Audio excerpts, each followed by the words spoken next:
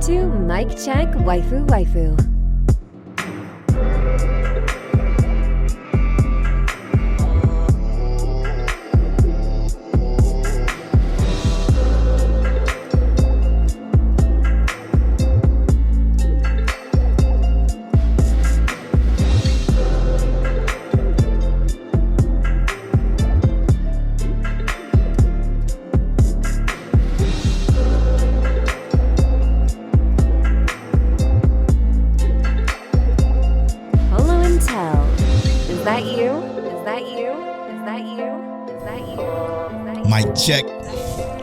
Mic check, waifu, waifu. King, tell him, is that you? Yes, sir. What's up? This is episode 173 of Mic Check, waifu, waifu. As always, it's brought to you by Lewd Complex. Make sure you go to lewdcomplex.com and use that offer code waifu to save on your entire cart. It's also brought to you by shout out to Ked the Pro for the tweet we just received right before recording. But it's also brought to you by our Patreon producers. Shout out to our Patreon producers, AB and Brown. Thank you, AB, for coming through the stream too, by the way. He's been a frequent flyer through my stream quite often. Dre the Goat G, Johnny from the Show Go High Collective, Ked the Pro from Chaotic Culture Podcast, explicitly Monique Williams, and our boy Nachi. Thank y'all so much for producing this and many other episodes of the podcast. We truly appreciate your support y'all give. Guess what? We got some exclusive stuff coming in Patreon here soon. So please be excited. Okay.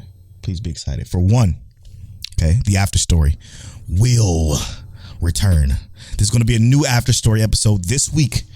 The exclusive Patreon podcast that's exclusive to Patreon, where we discuss any and everything, all topics from video games to life to debates to every fucking thing. The after story is back, baby. And also remember, exclusive, only Patreon, exclusive, no freebies. Only our Patreon. Only our Patreon, straight up. Thank y'all so much for supporting us there. We truly appreciate y'all and the patience when it came to the after story. Life got busy for the both of us, and things are looking up, I should say. Shout out to everybody who came through and tweet at us for the reintroduction episode. I mean, the support has been crazy. I've been blown the fuck back by even the vets that came through and said they really enjoyed the episode.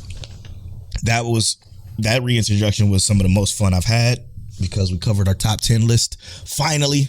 And I can't wait to hear all you guys' top 10 lists updated after listening to ours. Because a lot of people told us they're going to update their top 10s now after taking a listen to the podcast. We truly appreciate that. That shit was fire, man. That love it was a lot of fun. Unmatched. And it was just fun. It was just fun to do.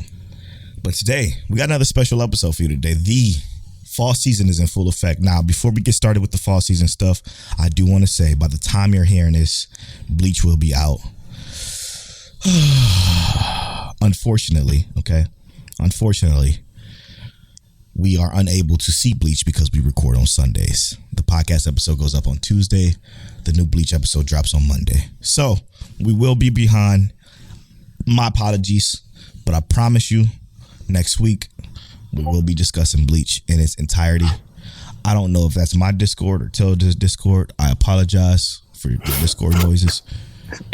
It's definitely mine. Okay, that's peculiar. That's very peculiar. Anyway, let's get started. So, how you feeling, brother?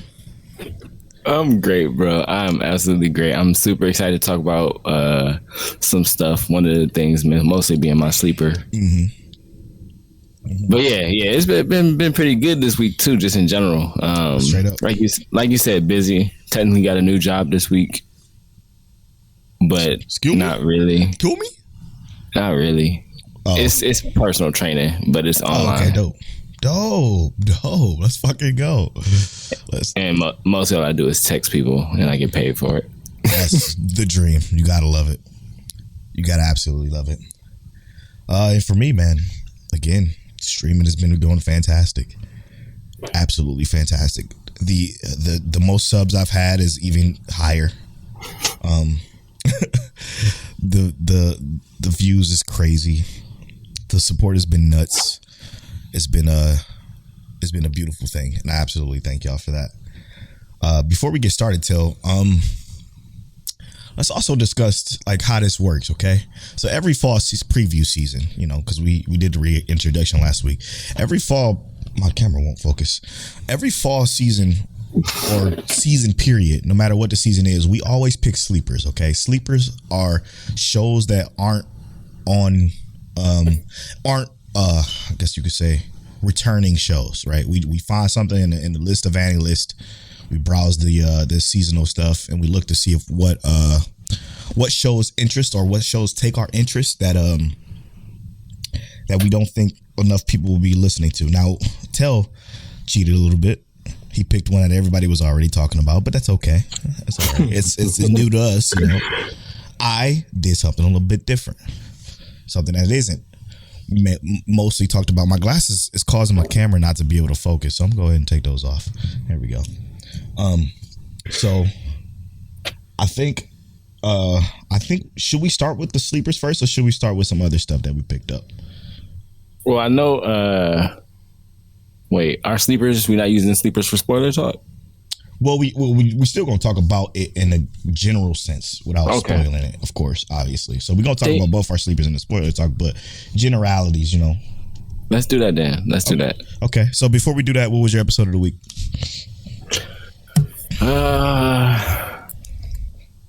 Sheesh. Let's say.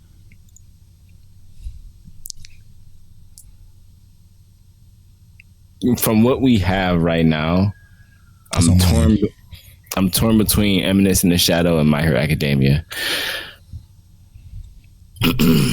Yeah, man. Eminence in the Shadow was fucking incredible. I just knew you was gonna pick Blue Lock though. Oh, I'm not saying I didn't love that episode. I absolutely loved it, but it was just an introduction. So we'll see how it goes after that. Okay. I'm gonna pick something different. I'm gonna do something different with my sleeper. I absolutely love my sleeper. That probably would have been the one I chose, but I'm gonna do something different. And this is just off the top of my dome. I'm going to choose the one that surprised me the most in the show that I'm going to talk about here shortly after we talk about our sleepers. But More Than a Married Couple, But Not Lovers. That one is a slice of life that fucking shocked me with what it is. And I'm going to talk about it a little bit later in the show, but that's going to be my sleeper choice this time. You know, I actually almost watched that because I didn't have anything else to really watch. You should have. And I was like looking, I'm like, oh, I should turn this shit on. But I changed my mind. But now I'm like, I got to see what you're talking about now already. We'll get there. So you chose Eminence and Shadows then? Yeah, I turned on Eminence and Shadows today. No, I'm saying for yourself. Oh, no. For my episode of the week. I'm going to go with Eminence and Shadows. Perfect, which is my sleeper. I don't miss, apparently. I don't fucking miss. I don't miss. Let's talk about it. So, my sleeper, bro. We're going to start off with mine first. Eminence in Shadow had one of the best first episodes of any isekai I've seen in a very long time. This shit was surprisingly unique. I wasn't expecting. I was expecting it to be your atypical. We're not going to go into spoilers because I think it's a bad idea to go into spoilers. I think if you're watching this, if you haven't watched this show or on the fence about watching this show, watch this fucking first episode and then come back to the spoiler talk and hear what we got to say about it because it was extremely different. I'm not going to say what it does, but what it did with the characters was fire. The storytelling method was absolutely unbelievable. And but that's the part I want to talk about, bro. Yeah, that's the part we're going to talk about in spoiler talk. We got to keep it general right now because I think if you know nothing, watching that first episode, how you like, damn, that's crazy, you know, because it set up some expectations that you don't even expect, and it's fucking, for one, it sounds great, like the music was fire, and it looks beautiful, man. It absolutely looked gorgeous. I got a feeling it's going to have some Overlord-esque qualities. So if you like Overlord, I think you'll love Eminence and Shadows. So be ready for that kind of comparison when it comes to the show when we talk about it. And it's gonna be something special. I stand by that, and I guarantee it. I'll have to say, like what you said with the expectation part. I kind of feel like it's gonna keep this same level of like, because the way they did, like you said, put this story together in this first episode just felt like, damn, they want us to like this. Yeah, they want us to like this for sure. It's definitely fire, full of some intrigue and again, and this isn't even saying too much, but just monologue. When you got a show that does monologue good, it makes it so much fun to watch because you get the glimpse into their mind as to why and what they're thinking, and that's very, very fucking important. And I like that shit a lot. Blue Lock, Telle's sleeper. So I think this is a great opening episode for especially for like a sports anime like this.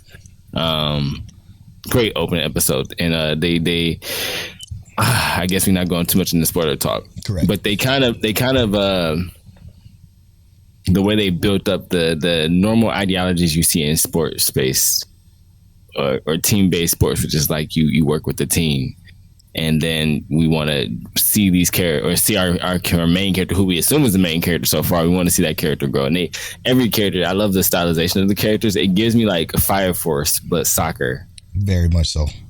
Like who is animating this? Because I literally feel like that's what it looks like. But they built up a level of intensity as well. That just seems like, man, I don't know how intense this soccer can get, but it looks like they're gonna push it there. Yeah, so I mean, the people who animated it is 8-Bit Studios. 8-Bit Studios did The Time I Got Reincarnated as a Slime. They've done Stars Align, which is a very popular another sports anime. They've done The Regular Magic High School, which is a very gorgeously animated show. So they got they did the Eden of Garazia. That's my fucking shit. I love that show. Yeah, they got some talent there when it comes to the animation, clearly. Yeah, so as far as like it being a sports anime, and y'all know, the people that listen to my check for a long time know that I don't really like sports anime. But the unique delivery of what they're doing in this is extremely interesting. It's more of a you might as well, any shonen you've ever watched, you might as well consider it that. Like it's just that is, I mean, you can go all the way back as far as Blue Dragon when it comes to like the tournament style shit. So like it's basically a tournament arc, but like not in a sense of competing yet. It's a different type of competition, and we're gonna talk about that in the spoiler talk, which is fucking unique. It's great. It's the main thing that got me the most is the animation, and again the music, and then like the just different. I could tell the influence of this series has the haiku in it because it does the thing with the eyes, and haiku is big in like giving you that intense main character stare eye thing. So yeah, we'll talk about that later in the second half of the show with spoiler talk. Remember, after the song break, we do go into full details of these shows and talk full discussions and gut checks and how we feel where it's going to go and etc. But now we are going to go into spoilers of some shows that we feel you should watch. So shows that are not our spoilers, not a part of our sleepers that we can just spoil to get you to watch the first episode. A lot of good stuff here. Tell, where do you want to start? I'll let you go first. So I watched first episode of Mob Psycho 3 in English. I'm just like, let's not go start there. Let's not start there. I didn't know the English dub was out at the same time as the sub, and I want to watch the English dub, and I missed it, so I'm sorry. All right. So I watched Legend of Mana, which is actually based on a video game. Legend of Mana, the Teardrop Crystal. Did you watch that? No, I know about the video game, though. So the animation... JRPG. Animation, to begin with, is fucking top tier. I don't know who animated it, but yeah, keep doing that shit. It looks, like I said, it looks amazing.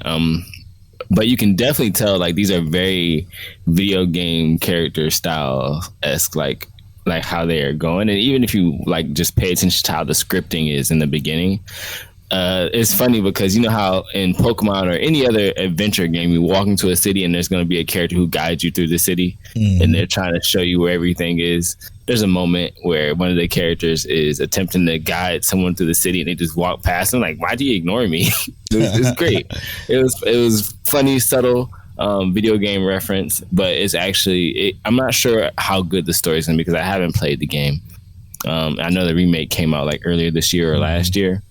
So maybe if this is a good anime, I'll be willing to check out the game. But Legends of Mana is a classic to a lot of people. It's not a great JRPG. It's a good one. You know, it's not anything to write home about or a game I feel you must play. But I will say, this studio has done nothing but shit tier anime. To be fair, which is funny. Yeah. So I see nothing that studio have done of any significance, and the average score is only 55. So I'm gonna trust you opposed to AniList anyway. But I don't know why this even hit your radio. That's crazy. I just saw it, but it said what Studio Graphica or whatever. So I don't know if that's gonna be good, but Square Enix, Warner Bros. Japan, they backing it, so hopefully it's good. Yeah, and it made a lot of money, so I'm not surprised that the animation has seen a piece of the budget. Other than that, I did start watching Remake Our Life with my wife in English. And dub, let's go. I don't hate the voices. They're not bad. I don't hate them. I don't feel like they're amazing, but I feel like they're accurate. Okay. I feel like that's all that matters is that they're accurate. So yeah. Oh, let me know when it gets to those emotional scenes. How it hit. Oh, my heart. Yeah. So I've watched something, and I talked about it earlier, which is my sleeper. Well, not my sleeper, my episode of the week. It's More Than a Married Couple, But Not Lovers. Now, this one I was looking at, I'm like, this is at the bottom of the list when we were covering the fall, previewing the fall anime season. I'm like, I don't know if I want to watch it. I didn't have much else to watch, so I turned it on. This is animated by actually Studio Mother, which did Ari Frietta, funny enough. But literally, this is a fucking gorgeous show. Art style wise, beautiful art style. Now, what's so unique about this show is it reminds me of Love Lies, but not in the sense of as dark as Love Lies. Love Lies was the anime I talked about many years ago, actually, on the podcast, where it was kind of a love triangle situation, and it was more so like drama filled. This is similar to that, but in a dramatic sense, because it's the same concept where you have two people who are forced to be together. So in this school they go to, they have to do a project. In this first episode, you're introduced to the project. The project is you have to play married couple in this project for some reason. You have to live in the same. They call it marriage dorms. You have to live in these dorms together as a married couple, and you have to try to get along the best as you can to get your score higher in order to get a good grade to graduate. This is the end all be all project for this school. Like, you have to do good in this to graduate. I don't know what kind of utopia this is, but it's mad. It's built different.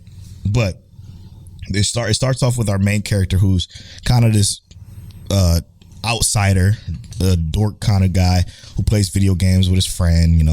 They're chilling there, they're having a good time. And then, like, one of the most popular girls in school, the guile, what do they call them? Gals? Yeah, they call them gals. She's the gal type with the nails and the fucking, the short skirts or whatever. She's that type of girl. And she walked past, and she's like, get out of my way, you're in my way. And she walks up to the most popular dude. The most popular dude is this handsome blonde haired guy, and that everybody just loves and worships or whatever. And of course, as far as the couple thing goes, the couple project goes, they're randomly put together by some kind of generator. The generator puts that popular girl with our nerdy guy. Now, our nerdy guy only has a crush on one girl, which is his childhood best friend, and the only girl that he can even talk to normally is his childhood best friend, and they sit next to each other in class. So he was hoping a 1 in 75 chance of getting with her for this project, but he ended up getting the most popular girl, and they don't quite get along. Obviously, they kind of hate it. But what the girl is trying to do is she's trying to get, because if you get the highest grade for that month, you get to switch partners with any partner you want. So her goal is to actually commit to this marriage thing and get the highest score for a month so that she can trade out her husband with the most popular guy that she likes. So, but with her doing that, there's some fickle things that go on, and it's fucking endearing and sweet and nice and stressful, but very, very beautiful, man. It's a very good show. Very interesting show, because what the funny thing is his childhood best friend, guess who she's paired with? The guy who liked her? The very popular blonde-haired dude that the girl wants. So they're in a situation to where they want to switch with each other. But I mean, it's a 12-episode series. I'm excited to see where this goes. This has to be one of the biggest surprises for me, because I was not expecting this shit to come out and be just good. That first episode was so fire.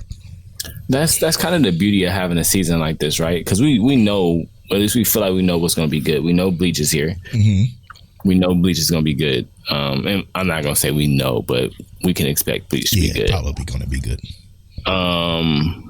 So we kind of have what we feel like might be a little bit underwhelming season, but I feel like as we start to hit some of this stuff, it's going to be a lot better. I had no idea Eminence and Shadows was going to have a starting episode like that, you know? Yeah, an absolute banger. Yeah, even like Blue Lock, didn't know it was going to have a starting episode like that. So I more than a married couple having a starting episode that feels like that is good to me, because I watched the first episode of Housing Complex C, and I will never recommend that to nobody. I fell asleep. I had to go back and rewatch it. Me and Monique fell asleep watching it, bro. That's funny. We were sitting there chilling, and it's a horror stuff, and we love horror. We love horror stuff. Turned it on, and we fell asleep. So I'm not gonna talk about it. Yeah, I'm gonna avoid talking about that.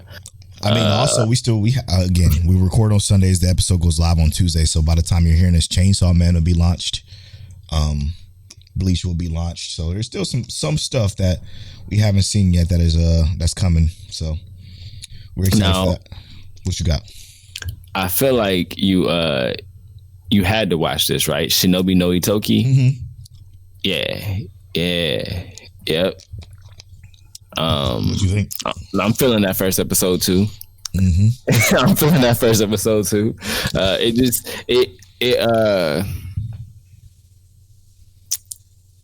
It almost led me astray, is I guess how I felt from the beginning. Yes. Like I wasn't, it told me Shinobi, but the way the beginning like went, I wasn't expecting actual Shinobi energy, kind of how our main character was moving at first. Right. Yeah. So, and the crazy thing is, our main character isn't even about that life. Like he's just down to be he just want to do gymnastics, and because he's naturally gifted. Which, when the episode progresses, it all makes sense now because of who his family is. But I will say those suits goofy. Oh my god, I agree. Goofy. I fucking hate the way the suits look. Holy shit. And then everybody got the same suits. Like the enemies, everybody got the same suits. Come on. Why? Man. Why would they do that? Like you didn't need the suits. The suits were unnecessary. You could have gone as typical fucking Ninja Gaiden-esque ninja suits. They could have just wore their regular fucking clothes. That too. And just been modern ninja. Like I feel like high-tech ninja gear is not how you blend in. Exactly. so it was kind of a bad move, right. But and that's just like on the logic front. We if we avoiding logic, and they going through a lot, which they made abundantly clear that they go through a lot to keep appearances up as Shinobi in this world. Right. Yeah. So logic wise, it doesn't make sense. But show wise, I mean, it still gave us a very interesting first episode, in my opinion. Absolutely. The first episode starts off with a guy going to school normally. You have his childhood friend who we found out later in the show that is actually protecting him, but just kind of follows him around. He knows nothing. He's kind of clueless. He gets followed by essentially this girl. This girl is like, hey, she sends him a letter and fucking he thinks he's getting his first girlfriend ever, and it turns out that she's a fucking ninja for the opposite family, the family clan. She's an op. She's definitely an op, and shit pops off. Like when it pops off though, it pops off, and then his uncle come through. When his uncle come through, that shit was clean. Yeah, like actual like just put him like. Like I said, it made me feel so unassuming and unaware, like because it was like, are we going to train him to become? Are we going to train him to become a ninja? Is that what we looking at? Like I assumed immediately when I saw the girl following him, she's clearly a ninja. She looked like a ninja, even if it's just a face mask, but she looked like a ninja and how they put it on her. So I'm just like, nah, bro, Kunoichi over there chilling. Definitely gonna be training him to be a ninja because he don't act like a ninja. Nah, but yeah, when the uncle pulled up, I was like, I'm like, he a G. He is a G. He had it. He was ready for this. Yeah, so it was an extremely interesting first episode, but I will say that it didn't stand out as much as everything else did. You know what I'm saying? Yeah. It kind of just was there. Yuziki-chan, episode 2, absolute fire. It's continuing to be good again. I love that, and we already know how good Spy Family is. That episode of Spy Family was so good that I wanted to watch it again, but I didn't have time to, unfortunately. You got anything else new? Let's see. What did I watch? Anything else new? Nah, nothing else new for me. I did. I watched Futoku no Guild. Oh yeah. It's no, it's not etchy. It's it's etchy. Is it trash? Yeah, it kind of is trash. It's about the guy who's trying to retire from the guild. But the guild is so in desperate need of somebody like him because he's kind of an overpowered hero that they're trying to do whatever they can to keep him. And one of the things that they're doing is trying to partner him up with these women to try to convince him to maybe stay because he, like I said, he's leaving. He's still a young guy, but he's trying to leave the guild because he feel like he wasted his youth training so hard to become this powerful, and he didn't get to experience, his life period. And it's fucking stupid. It's real stupid. Basically the two girls he get partnered with in the first episode, completely useless, and he's just protecting them, and it's just kind of boring. It's just not it, Chief. It's just not it. Even etchy and all, it ain't enough. It ain't enough.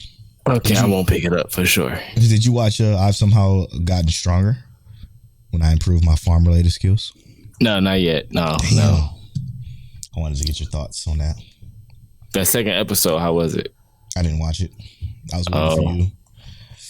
My bad. I'm sorry, y'all. Look. Polo threw me a pass and I dropped it.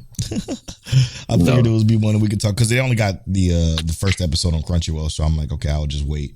Now, do they got both episodes? They might have both episodes out there now. Let me see. Or is it Crunchyroll or High Dive? It's High Dive, actually. And High Dive only has one episode. I lied. They got both episodes. Okay. Yeah, we'll wait. We'll talk about that next week. But let's get to know Mic Check Waifu, shall we? There's only one question in the list. We only got one question left? That's crazy, bro. That was over 100 questions. Yeah, it was like 120 something or something like that. So the question is your favorite female character, your favorite woman character. Who is it? Great question, man. That's a great question. Hold on. I don't know. You go first. So I actually struggle with this as well because I love Ren. Or not Ren, Rem. so she always goes up there. But I feel like Kirisu every time. I'm not even talking about like on the waifu basis, because y'all know me. Kirisu is my waifu only because she's so smart. I can't not give it to her. So she's probably my favorite female character as well. I see. I mean, every time I talk about this, I always go Miku from Quintessential Quintuplets, because she's just so adorable and sweet and nice and kind and everything. But there's so many that I'm gonna go with Miku. Fuck it, Miku it is.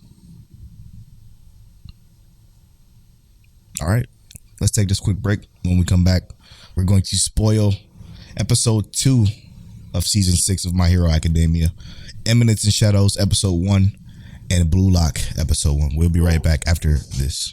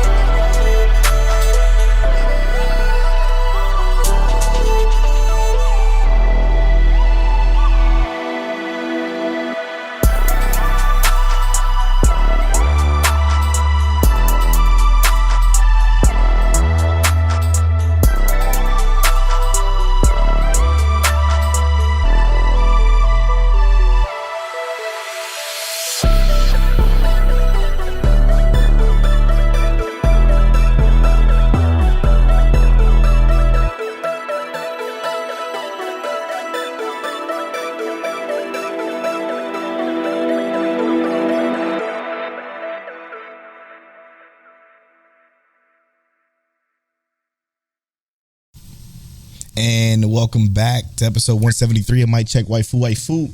Welcome to the spoiler half of the show. Hope you enjoyed those smooth tunes.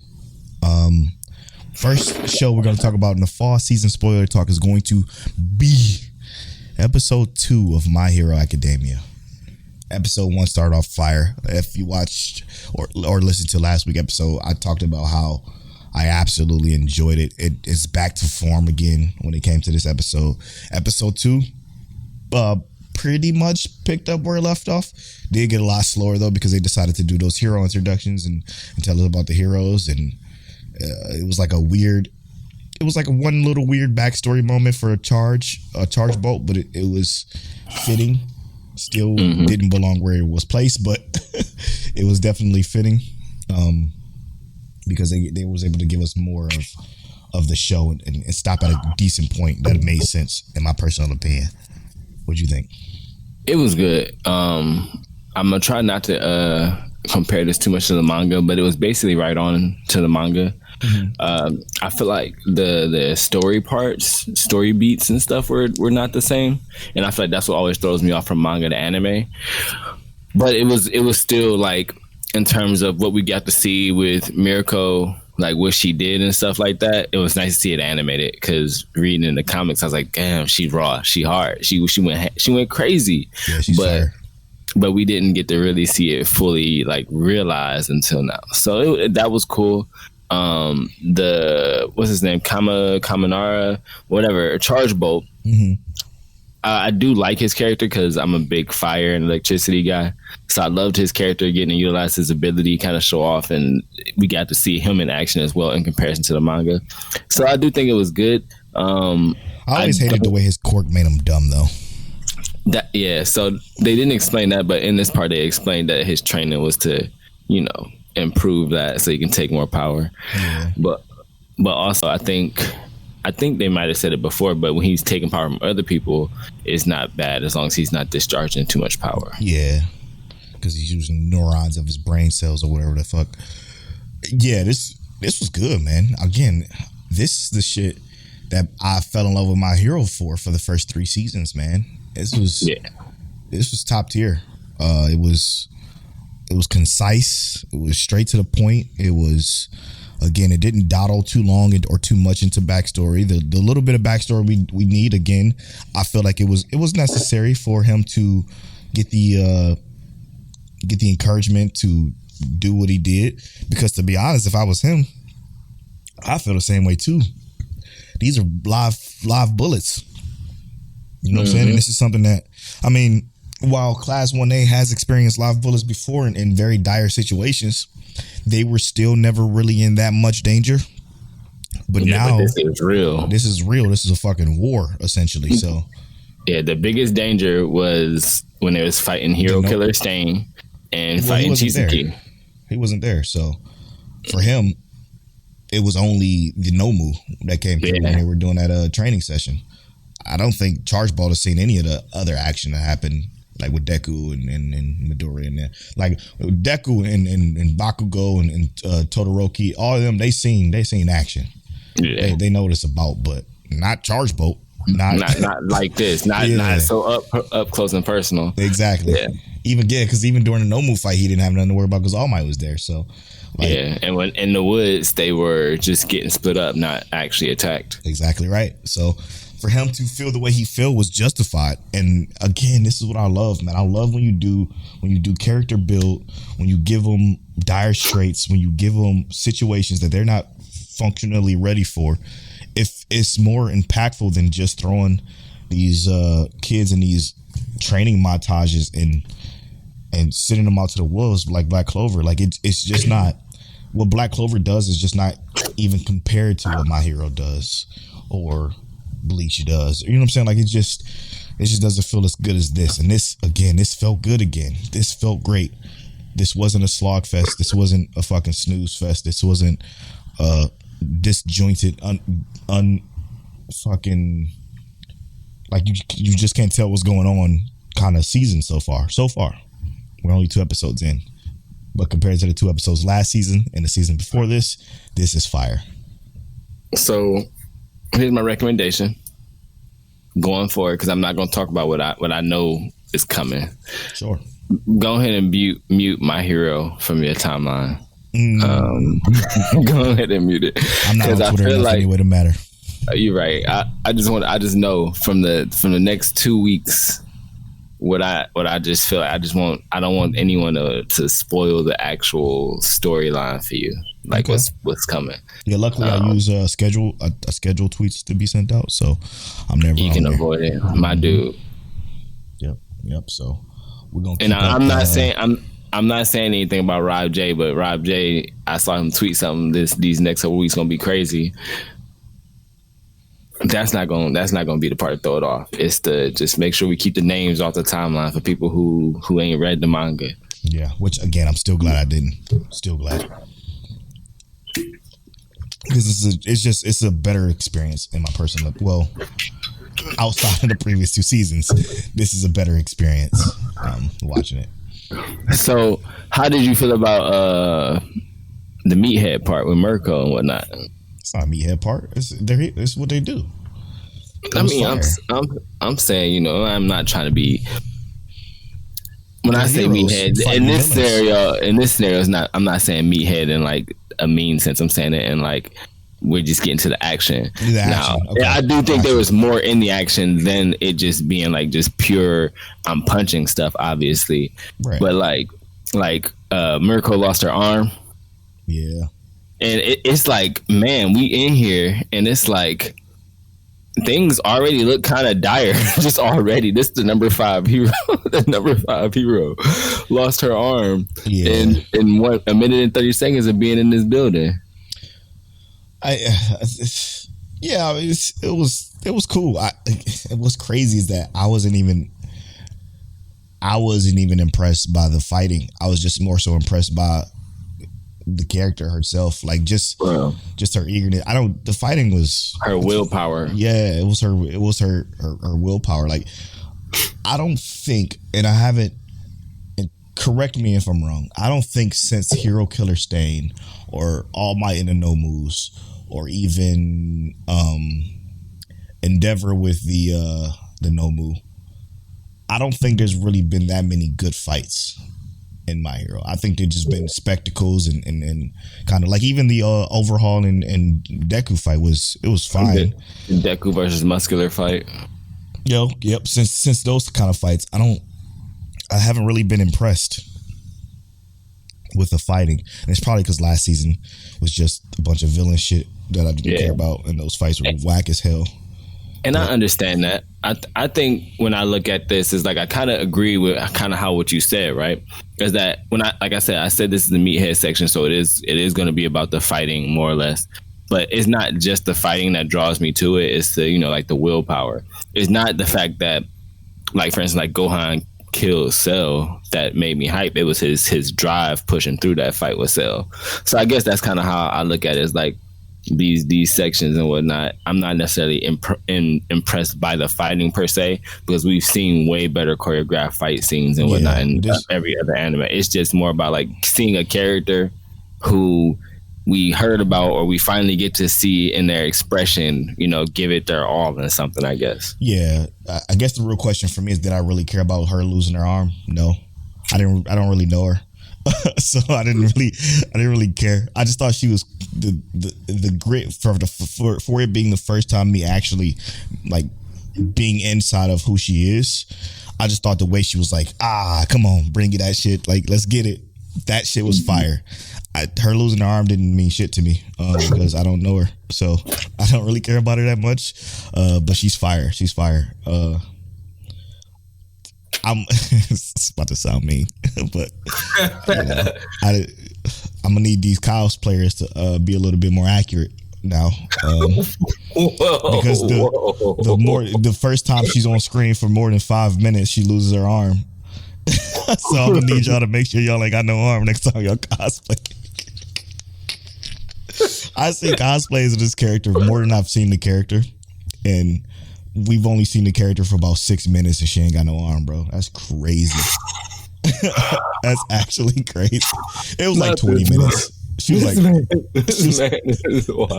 she was on like most of the episode at least. I give her about 15 minutes. She was most of the episode, but you gotta understand, in context, is like I said, it's been a minute and a half, maybe 2 minutes. She been in this house. She lost her arm. So why we cosplaying her with both arms? That's crazy. Maybe she get it back. That's crazy. It's like, how do you cosplay Nina from Fullmetal Alchemist? You don't. You don't. You just don't. You funny, bro. You wild. All right. That's how I feel about these Dobu stands. Like Dabi, that's the name. These Dabi stands. These people are fucking crazy. You got this beef jerky man that haven't even been on screen for longer than 10 minutes. When they do his obnoxious amount of backstories, you'll love them. Obnoxious amount of backstory. I think I'm okay. Oh my goodness, yo! His backstory, literally, I feel like his backstory is obvious. Yeah, but once you get the obnoxious amount of backstories, you gonna either love him or hate him. You gonna think he makes sense or he don't make sense. And I'm of the essence that I fuck with the villains in this anime for the most part, outside of certain ones like who just want to kill to kill. Yeah. But like I fuck with a lot of them because some of them just really trying to be human. So we'll see. But yeah, what's your gut check? What's your gut check for this episode, bro? Because I already know what's coming. Do I even have a gut check? I just kind of want to see what it chips may fall where they may lay, I guess. I don't know. I mean, we got a hint that Shigaraki about to get let loose. Yeah, he about to pop off, I guess. And that's shit.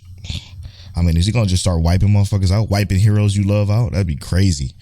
I wouldn't be surprised if the girl that lost her arm gets fucking dusted. And then I'm gonna need y'all to start cosplaying as an urn. That's the case, but I don't have a gut check. I don't do gut checks when you know the answer. So let's move on.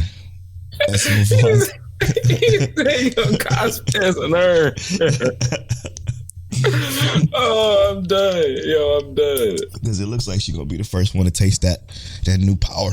Anyway, let's move on to Blue Lock or Eminence. Which one you want to start off with? Let's start off with Eminence. Okay. Bro, fucking fire ass episode. Okay. Again, spoilers for Eminence and Shadows.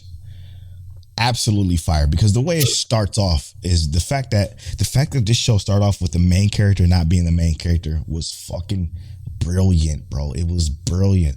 The main character is a girl who's this popular girl who has this backstory that is a lot darker and deeper than we would ever even deserve to even know. And she's like, I'm going to school, or I'm waking up to get ready to go to school, and I have this flashback of this nightmare that I went through when I was younger, and I put all that behind me. So now I'm about to put on this mask and become popular for the people, for the students, and helpful to the teachers. And she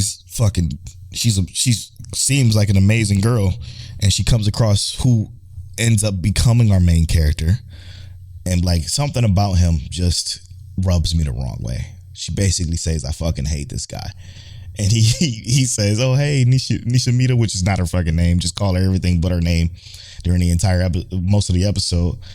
And it still follows her. Like, she's just, and it's fucking wonderful, bro. It's fucking wonderful.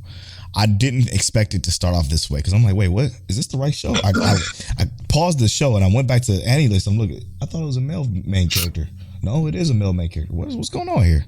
Because I thought she was going to get bodied here when she got kidnapped, and that's how, and she was going to become the Eminence and the shadow person. Nah, dog. Nah. The whole time it's showing this girl as the main character. I was lost, but I was very much intrigued. And then we see that our guy is a fucking hero called, what do you call himself? The stylish thief something. No, he called him the stylish ruffian beater or some shit like that. Yeah, I thought it was a stylish thief beater or something like that. Thief slugger or something. All right, I'll have to find it, because it was a weird ass name. But he come through and he saved her. This apparently he's Rock Lee with it, wearing ankle weights on his neck, his ankles, his wrists, everywhere, which was fire. But he seemed, I don't know, man. I loved it. I love what they did with this first episode. What'd you think? Like you said, I agree. I love what they did with this episode. I love that they showed like what his interest was. Yeah. Before ascending to like the Eminence in the Shadow. It's like when they showed him, you know, what he learned about tonfas beforehand and why he's using crowbars instead. And, you know, just the fact that he's trying to train in everything he can right now for the day that he can be strong enough to stop a nuclear bomb. I'm like, come on, man, bro, trying to be an actual demon in the human world. It's crazy. And he knew like his limitations, which was also dope too. When he explained like his limitations, he's like, if I was surrounded by 6 soldiers, you know, I don't stand a chance. I can't beat that. You know, if I was a world-class fighter, maybe I'll be able to stand up against it. And the big thing that you're skipping out on, though, that I think is very, very important for us to talk about is the fact that when the episode ended, the episode ended when the girl was saved and everything was fine with her. They rolled the credits, bro. They rolled the credits after she was rescued by our stylish ruffian beater or whatever they called his name. After he rescued her, the credits rolled. Everything was normal. When the credits ended, that's when the show began, because at the end of the show, he gets hit by a fucking truck and dies, bro. And then he's in death discussing everything that he could do to become what you were just talking about, to become this powerful enough to stop a nuclear bomb and blah, blah, blah, blah. That's all happened after the credits. The credits rolled 15 minutes into the episode because the episode with the girl being the main character was over. That shit was so fucking fire, bro. It was so minute, but yet so major that it's like, I'm probably never going to see that girl again now. But now it's about to be this whole new show, which was so good. It was like the end of a season, and it was fucking fire. And when he kind of, the way he was just standing there, surrounded by goons, I assume. Yeah. They're all goons. They're and they kind of give each character, each of his goons around him, they get their own little close up. But he seemed like he's about to be, as y'all know, we like to say on the podcast, a demon. But he also apparently is not choosing the side, not evil or good. He's just going to be the person who uses his power from the shadows. So think about it like this. He's Ainz, but everything he does is intentionally done. You know how Ainz does shit on accident? He's going to be the one that gets it done intentionally, but from the shadows, that, like you said. And that's going to be fucking fire, bro. Fire. I cannot wait to see what this turns out to be. I hope when the second episode starts that it kind of goes back to when he gets here, because it kind of just started us in the middle of the shit, and I kind of really want to see the start of his life when he dies, from the moment he dies to the moment he wakes up in this world. They kind of just gave us like his in-between story. They gave us his story while he was dead, basically. I want to see what's he's been like since he became the Eminence in the Shadows. Like, fucking, you on job to reincarnation levels of story here. No, it doesn't need to be that. I just, like, even if they give me another 15 minutes at the beginning of the episode, or what was it, like 12? It was like 12 minutes of her story, of a different main character. Even if they give me 12 minutes of how he got there, grew up, and then started training again, and then became where he is. Like, because apparently he recruits these people, he recruits these orphans, but like, how or why? I want to see that. I don't want to see them already in the world popping off. You know what I'm saying? I think seeing him get to this point would be fire, which I think they will do. Yeah, it would make sense. This kind of makes me want to do a deep dive, like I did with Overlord. I mean, I agree. But I feel like at this point, doing a deep dive is either a wiki search or reading the manga. Yep. And I'm thinking about both. Well, let me know, because if you're going to read the manga, I'll add it to my Sunday list. We'll see where it takes us. Now, Blue Lock, brother. Now, Blue Lock is one I want you to start on because I feel like it's easier for me to be impressed by Blue Lock than it is for you. So I want to hear your thoughts on Blue Lock first. Yeah, the part that impressed me the most is, again, the art style and the music. I mean, not just the art style, the animation with the art style, and then the music. Absolutely fire. I like this, like you said, the stylized characters. This doesn't even have to be a soccer show.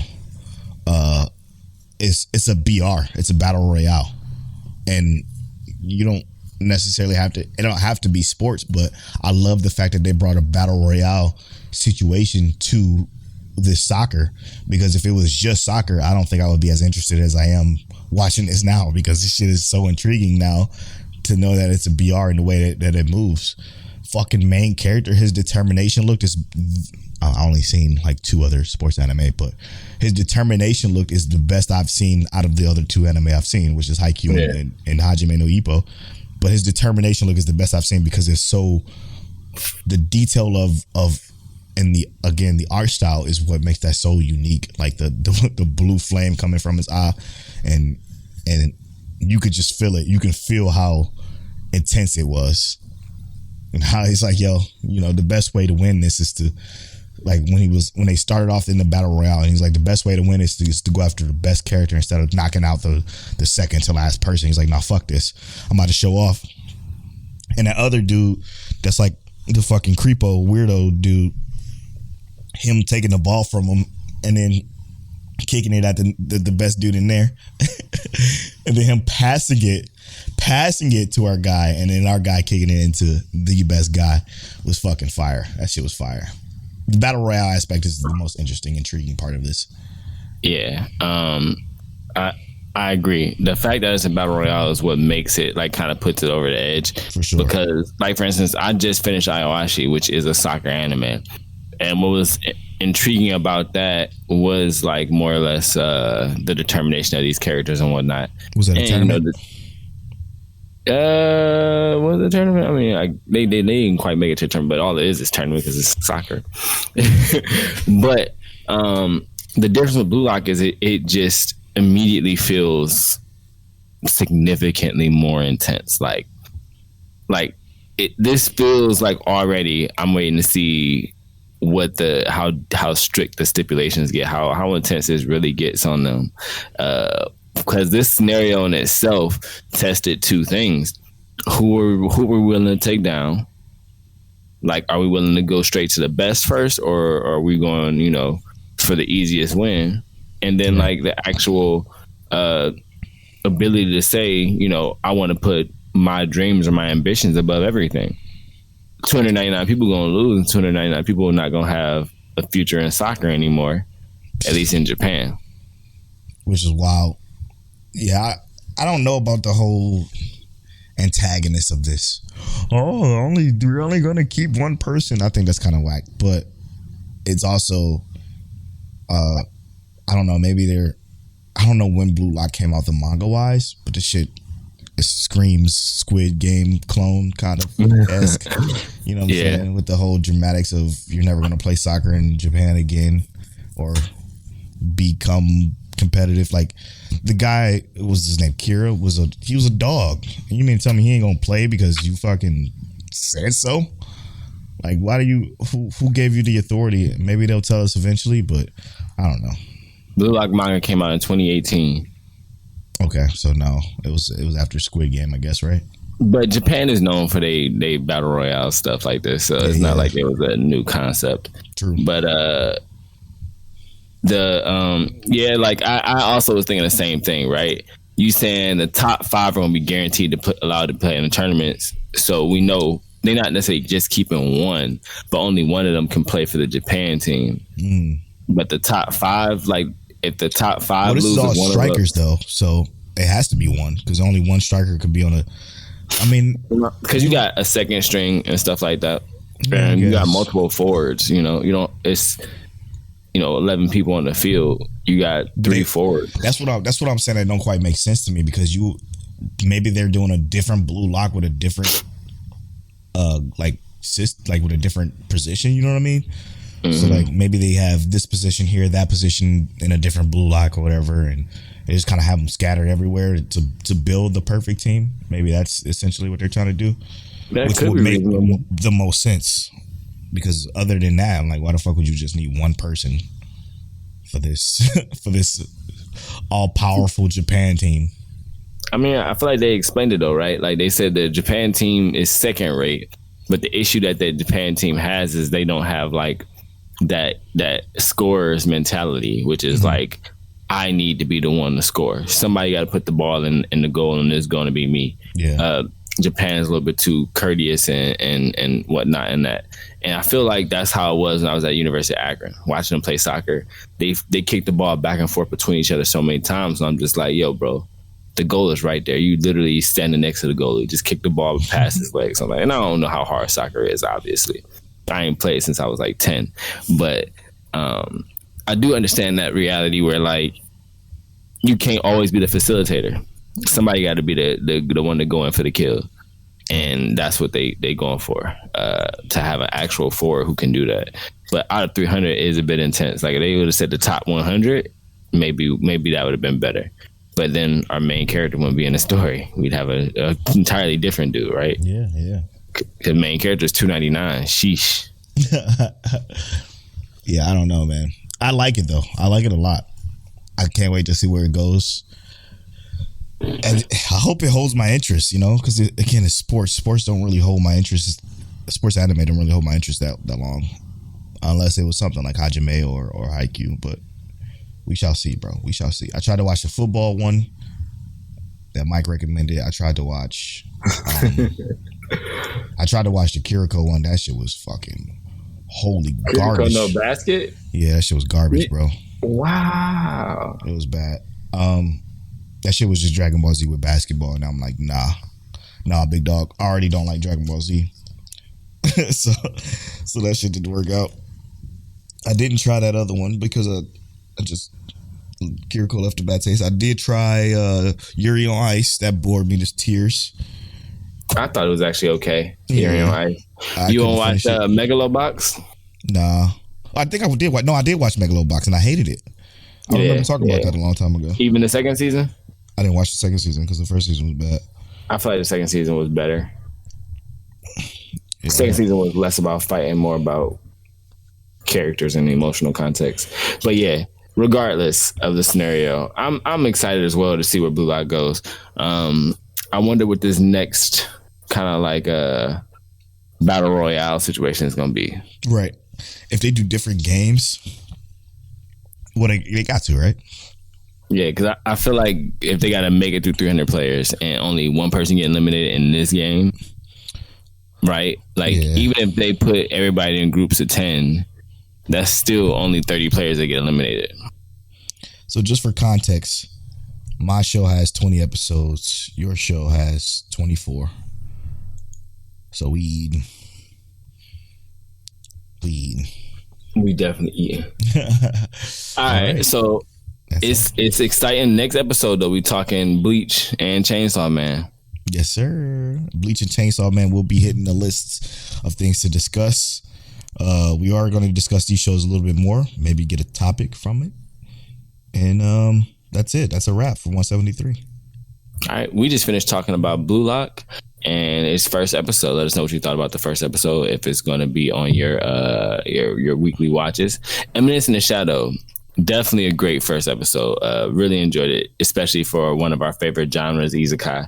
Great episode. My Hero Academia, they came harder this season than the last couple. Yes, bro.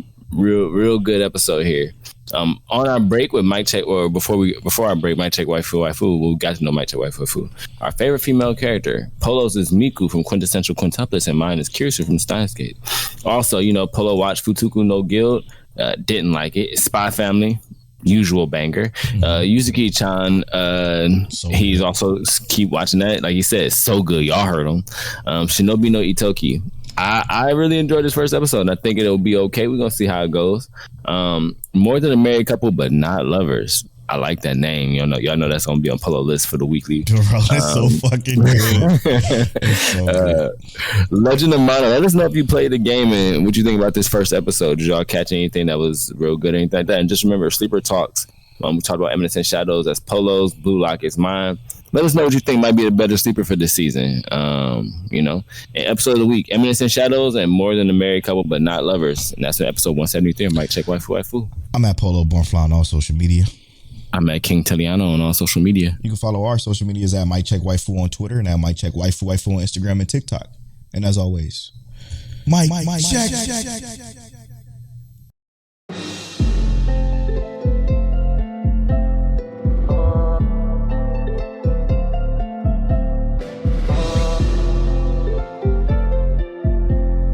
You're now tuned into Mic Check Waifu.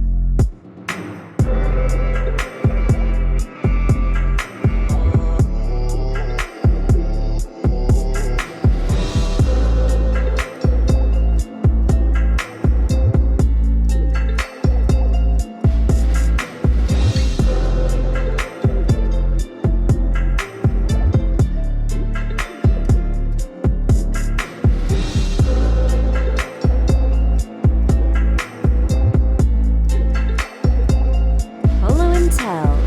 Is that you? Is that you? Is that you? Is that you? Is that you?